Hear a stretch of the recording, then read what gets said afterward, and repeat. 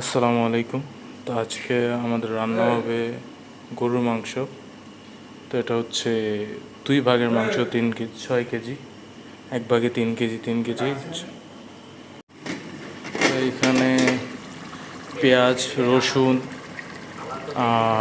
মশলা, তেজপাতা বা হাবিজাবি যত যাই আছে সব কিছু এখানে বসাই দেওয়া হয়েছে।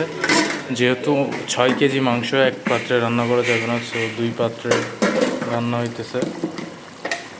মশলাটা আমরা আগে একটু ভেজে বা সুন্দর করে করে নিতেছি, রান্না করে নিতেছি।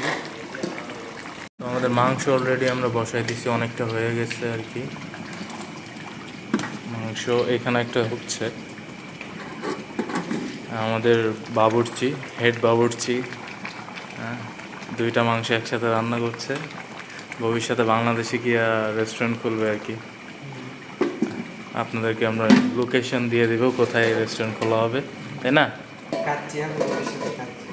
কাচ্ছি। তো আমাদের মাংস রান্না অলরেডি ডান।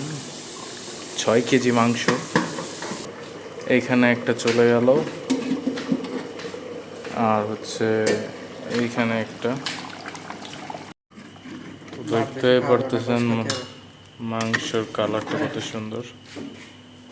একটা দুটো ওই দুটো তিনটে চারটে পাঁচটা ছটা সাতটা কোন জায়গায় ছোট দেখতে পারতেছেন।